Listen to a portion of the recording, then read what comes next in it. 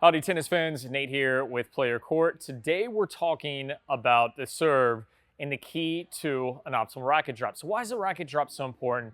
You hear all the coaches across YouTube, on your local tennis courts talking about it. Well, because the key to power is getting in to this position. So if I'm in this position, I'm going to elongate the lever as it extends out to the ball, and that's going to create more pop. Right? But so what ends up happening is that players have a really difficult time finding this position because they focus on where the racket is. Today we're going to talk about where the elbow is. It's as simple as that. If your elbow is up, guess where your racket has to be. All right, so let me show you a couple ways to think about this, and I'm going to give you two exercises that's going to help you find the optimal racket drop position, and you're going to add big potential to your serve, I promise.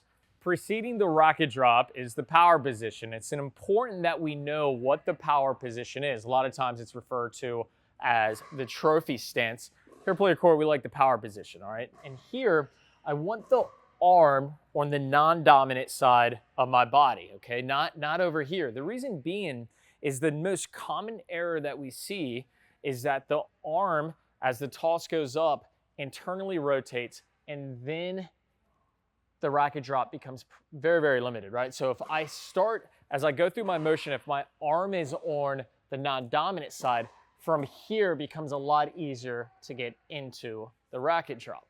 So now as far as the roll of the elbow, remember, as long as my elbow goes up, the racket will go down. And it's as simple as thinking of stretching, right? So if I get up in the morning and I take a big stretch, and then if I was to work to the side, right? Maybe I'm stretching out the obliques, you know, if you've got IT band issues, you know how important it is to do these guys. So with both arms up, as I tilt to my right, my dominant side, this is where I enter that shoulder and hip rear pelvic tilt. From here, it looks like the serve, but that's just what I'm doing on the stretch.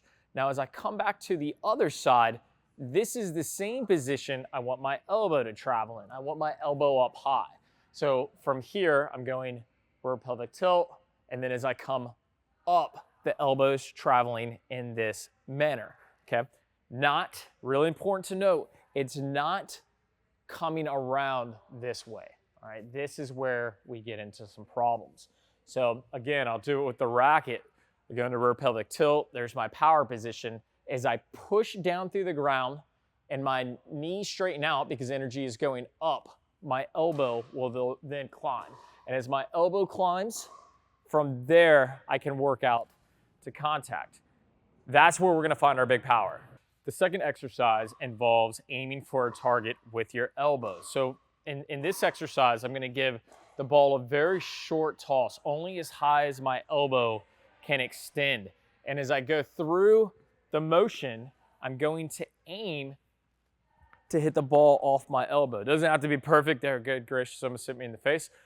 But there I'm giving myself a direction that the elbow has to target, all right? That's really, really important. And I think one, visually understanding it, conceptualizing it, and then two, feeling it is where all of a sudden this all unlocks. But if you have the incorrect elbow position on your serve, the ceiling on the power is just gonna be extremely limited.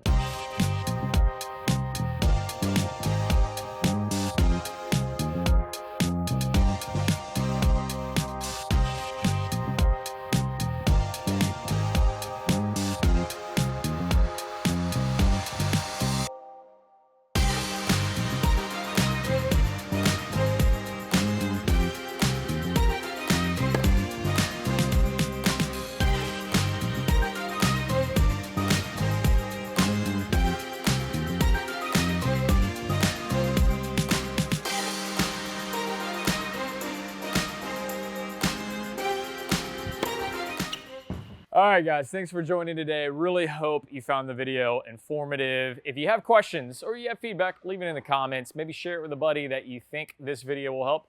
And if you enjoyed it, hit that like button, subscribe if you never want to miss a Play Your Court video. We'll see you next time. Take care.